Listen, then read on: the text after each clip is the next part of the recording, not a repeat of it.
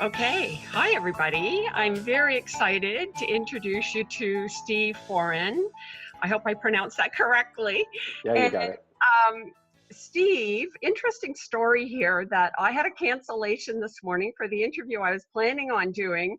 And I called Steve and I said, Are you, would you be ready to do this in 15 minutes? And he said, I'm game. So I really appreciate that. And I met Steve at the CAPS convention in Ottawa. And I was very impressed with, like, you exude heart through and through. And so I took your business card, I checked out your website, I took one of your courses, which was fantastic. And then I hesitate to use the word stole because I told you I loved how you had your website set up where you said, talked about giving back.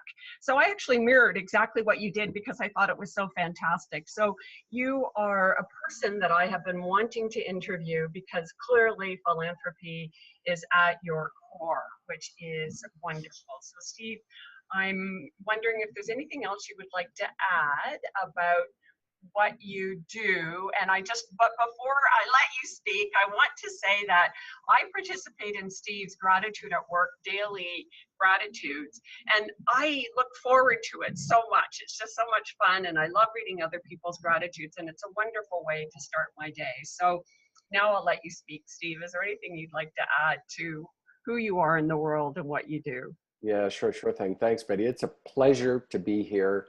And I'm sure people are thinking, oh, he can do this on 15 minutes notice. He mustn't have a life or something, right? He could just... Anyhow, my company is Gratitude at Work. And, really what I had in my life was a profound experience. I grew up the oldest of five. I grew up thinking that I was this self-made man, this self-made person. I did it all on my own. And I had the realization about 17 years ago that it was as if my life was handed to me on a silver platter, right? Mm. Just that I had this wonderful gift just given to me. And it just welled up this incredible sense of gratitude. And that's when I just kind of started the shift and did research, and then eventually convinced my wife, quit my job, no more engineering, and start this work. So anyhow, that's the all I'll add, Betty. Thanks. That wonderful story. And so, Steve, you're saying that you realized that you had so much to be grateful for, and so you decided that therefore you wanted to start up this new business, Gratitude Hour. Yeah. What I witnessed, because I was oldest of five, always very positive and energetic. I was always I had that, but I was very judgmental, right? I mean, I would be at the front of the line if I saw someone on the street. Get a job. Why don't you get a job, right? I'd be right there. And then I kind of realized, oh my goodness, look at what you've got, right? And so it really just brought this sense of gratitude. And I saw what it did inside me and then what it does around you.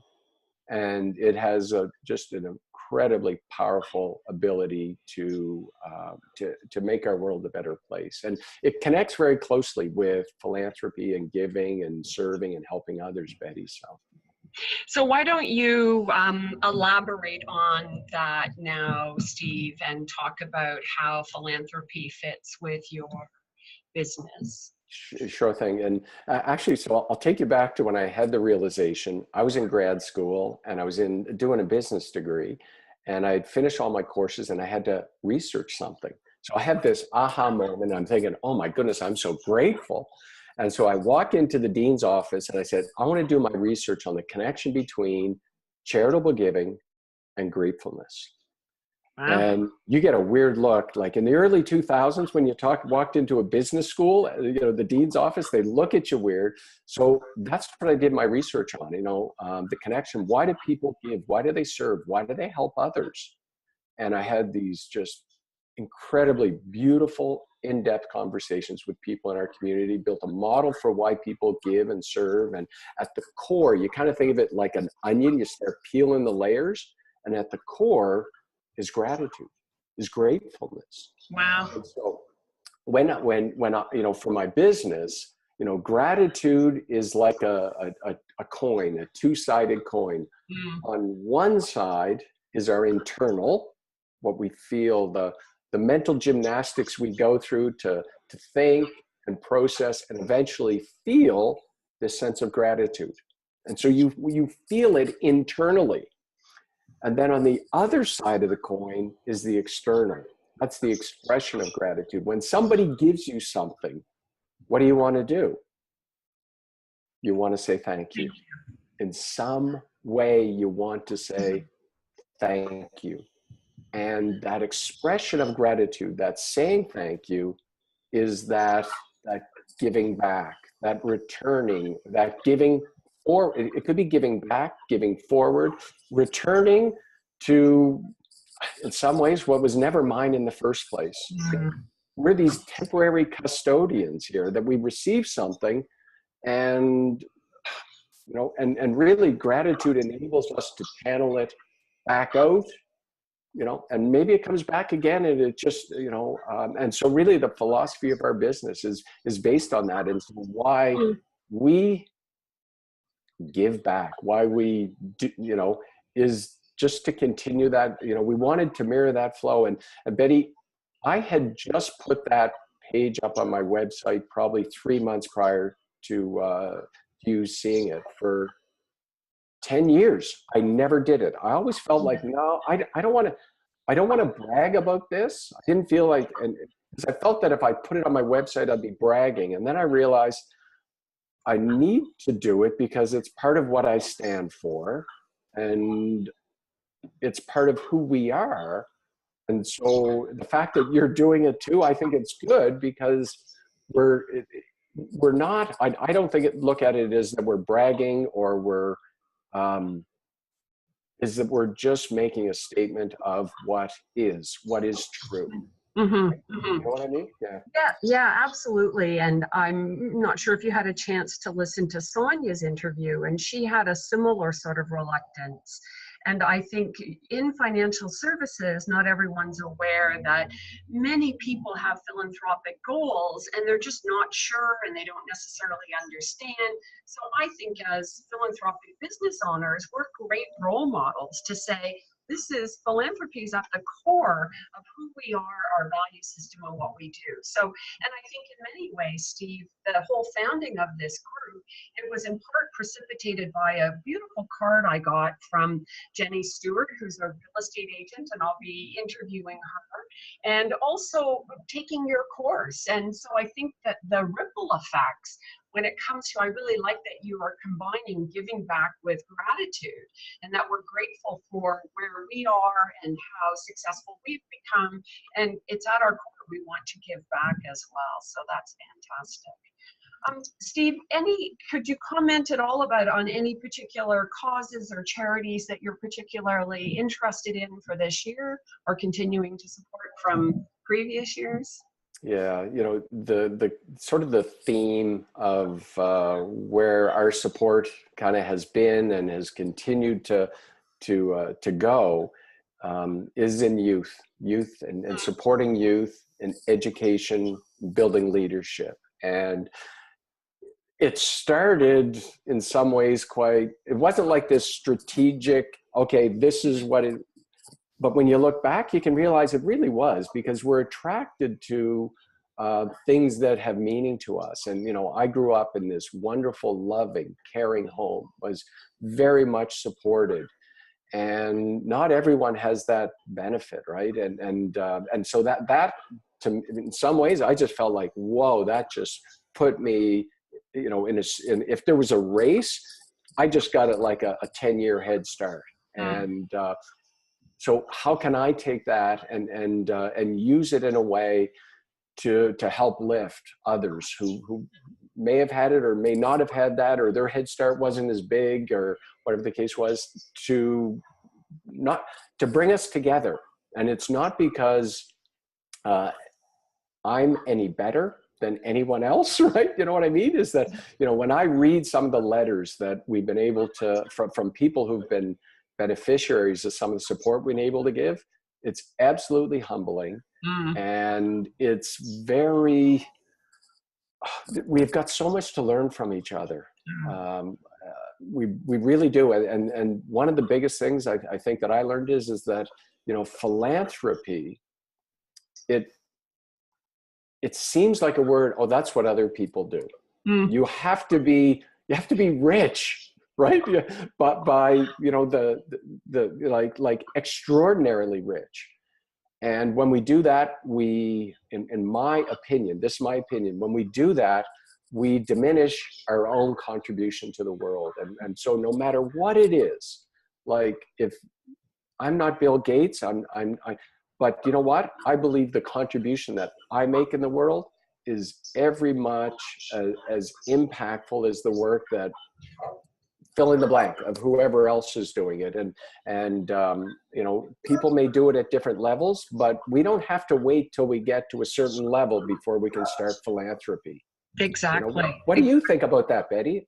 Betty Ann? Yeah. Yes, Betty Ann. I'm so picky about my name. I know. I talked too long, and then it's just like I ran out of words. Okay, so. Okay. No, I agree. And, you know, I work in financial services, and I spoke a couple of weeks ago with a lawyer. And even though in her case, in my case, we were talking about people who do have a lot of money and they think they don't have any money. So it seems that no matter who you are, most people think they don't have any money. And what I get excited about is, and you've touched on it, is that for people to realize they can give time, energy, and what's most important for so many people is to recognize what impact that they can actually have. And I speak to it in terms of having meaningful conversations with my clients.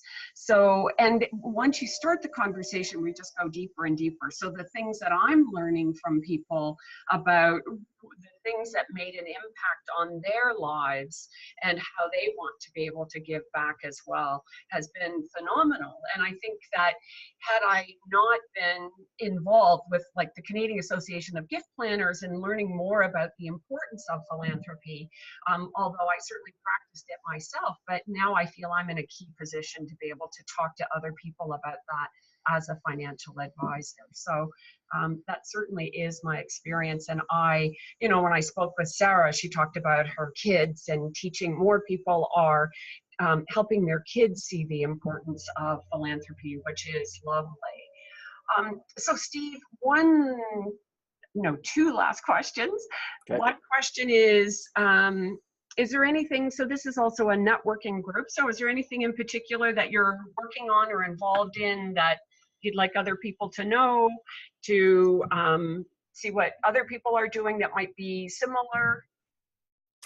I'm going to confess something here, and I'm starting to write a book, and I'm going to finish this book this year. So I say this reluctantly because I've been thinking about writing a book for a couple of years, and I think this is the year to do it. So I'm going to confess that, Betty. So now I've got a little bit of skin in the game, a lot more skin in the game because of just putting that out there. So if I can support your viewers in some way, I'd like to be able to do that. So if you see or wondering how gratitude can help you or your team, you know, live a more flourishing life, really it boils down to that. How do you live a more flourishing life? Gratitude, it will be the one thing above all other the positive character traits that will help catapult you in that direction. And if I can help you or guide you or point you somewhere to help you do that, I'd like to be able to do that. So that's excellent, Steve. And I certainly, based on my experience thus far, that you know, it's easy to think, oh, gratitude, because we hear about gratitude all the time, but you take it to a whole other level that is, I can see the reverberations of it. And I think that we've only just begun in many ways. So I'm excited about your book, and I look forward to you getting it finished. And so my last question is there anything else that you would like to say? Yes, Betty Ann. You referred to the course a couple of times. I would just welcome any viewers that want to take the course. And the course is the Habit Course. And there are 4 basic habits around gratitude. And one of them does involve this giving aspect, this saying thank you. And so if you go to our website, gratitudeatwork.com, you won't get very far where something will pop up and say, take the habit course. I encourage you to take the habit course. And that's what I'd add. And Betty Ann, thank you very much for doing this. I'm not sure if people realize just how important it is to host conversations like this. And so thanks for what you're doing. My pleasure. And I would like to add that the course is actually free. Yeah, it is. Yep. It's 4 modules. We should say that. Yep, you should. And I also know that Dave will put it up on the screen, your website and your name and all of that. So thanks again, Steve, for agreeing for me to be interviewed on such short notice. And I know that you had to shift things around as well. We know that you're very busy. And I'm trying to do the interviews on Fridays, and the couple I was going to interview, they were sick. So I thought, okay, I'm going to see if I can get somebody else. And you very graciously said, okay, yes, let's do this. So thank you very much. A delight. Easy. It was an easy yes. Thanks, Steve. You're welcome.